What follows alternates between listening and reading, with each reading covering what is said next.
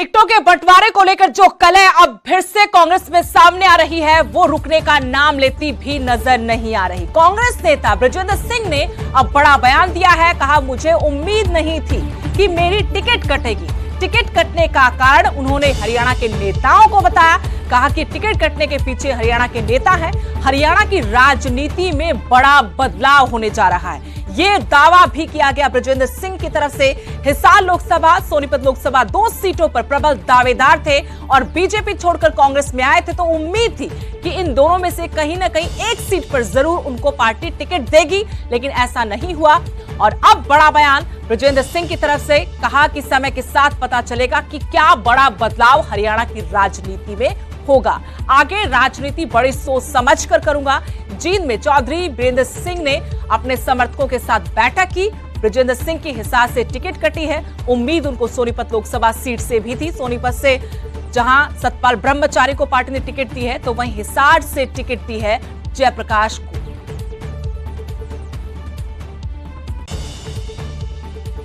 Sitting MP होने के नाते मेरे को उम्मीद थी कि मिलेगी, इन्हीं कारणों से नहीं हुई। और वो कारण भी दिल्ली के नहीं है, प्रदेश की राजनीति के हैं। तो ठीक, कोई आगे चलेंगे। आपने कहा है कि मुट्ठी खुलेगी और खुलेगी तो बहुत कुछ बह जाएगा, वो कौन बहे? वो समय के साथ आपको पता लग जाएगा, क्योंकि बहुत कुछ होने जा रहा है अगले आने वाले समय में हरियाणा की राजनीति में। और बहुत सी चीजें हैं जो धीरे धीरे उजागर होंगी लोगों के सामने। फिलहाल इतना ही बहुत। मतलब ब्राइट फ्यूचर की आप मान के चल रहे कि भाई ये चीजें हो सकता है। कई बार कहते हैं भगवान जो करता है वो अच्छे के लिए। नहीं, वो तो देखिए, मैं आपको ईमानदारी से बताता हूँ, मैंने जो वहाँ बात की सिर्फ वो कहने के हिसाब से नहीं कही थी। मेरे को वाकई इस चीज का बोध है कि मेरा राजनीति में प्रवेश और उसके बाद के 5 साल बड़े आसानी से निकल गए। तो मैं सही मायने में वो राजनीतिक रूप से परिपक्व नहीं हो पाया उस तरह से, राजनीति करने के हिसाब से। पार्लियामेंटेरियन होना एक अलग बात है, लेकिन राजनीतिक होने के हिसाब से शायद मैं उतना परिपक्व नहीं हो पाया। तो ये एक सीख है, इससे सीखेंगे और आगे चलेंगे। और मेरा इसीलिए मैंने कहा कि शायद मुझे ये लगता है कि मेरे लिए बेहतर था कि छोटा सा एक ही धक्का लग जाए, ताकि मैं आगे के लिए थोड़ा चुस्त हो जाऊं और ये सोचना शुरू कर दूं कि दुनिया जितनी सीधी और सरल दिखती है उतनी है नहीं। तो टिकट कटने, टिकट नहीं मिलने की टीस बाहर आई है बृजेंद्र सिंह की। और उधर रोहतक में मुकाबला दिन ब दिन रोमांचक होता जा रहा है। हुड्डा के गढ़ में एक बार फिर से पूर्व मुख्यमंत्री मनोहर लाल ने हुंकार भरी है।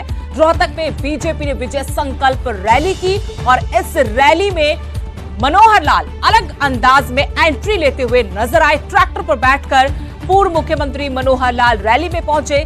किलोई के जसिया गांव में रैली आयोजित की गई। डॉक्टर अरविंद शर्मा के लिए वोट मांगने पहुंचे। आप देख सकते हैं तस्वीरें, हाथ हिलाते हुए अभिवादन किया। ट्रैक्टर पर बैठकर रैली के मंच तक पहुंचे मनोहर लाल।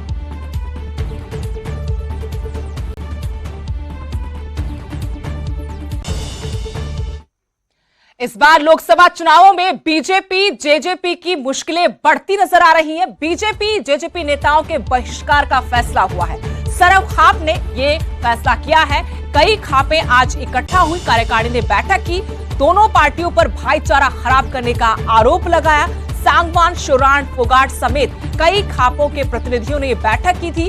कार्यकारिणी बैठक में यह बड़ा फैसला हुआ है कि बीजेपी जेजेपी के उम्मीदवारों का विरोध किया जाएगा। 5 मई को दादरी में सर्वजातीय महापंचायत भी बुलाई गई है।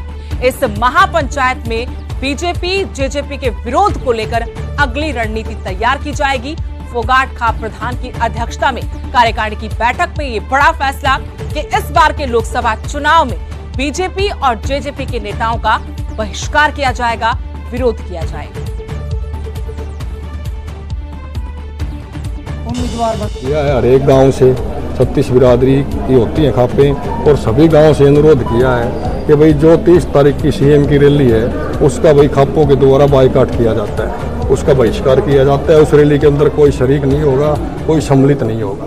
और जैसा कि भाई ये जो बीजेपी के और जेजेपी के जो कैंडिडेट्स हैं, जो पार्टी के मुख्य आदमी है, गांव में जाके जनसभाएं करते हैं और मतलब एक वही गांव के लोग आपसी अपना भाईचारा बिगाड़ने मतलब इन नेताओं के लिए, तो खाप उनसे अपील करती है कि इन नेताओं के लिए आप अपने आपसी भाईचारे को खराब न करें।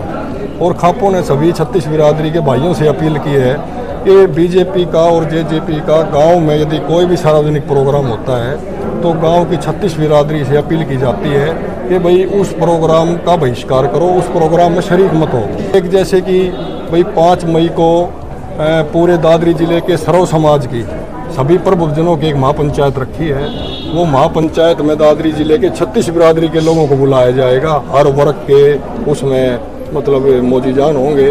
पूरी आम सभा की पंचायत कह लो आप इसको, 5 तारीख को बुलाएंगे।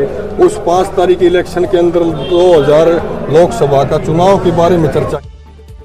खबर यमुनानगर से, जहां रादौर में मुख्यमंत्री की रैली से पहले किसान नेता को नजरबंद किया। पुलिस ने किसान नेता को नजरबंद किया। किसानों ने विरोध का फैसला किया था। इससे पहले किसान नेता सुभाष गुर्जर को पुलिस ने नजरबंद कर दिया।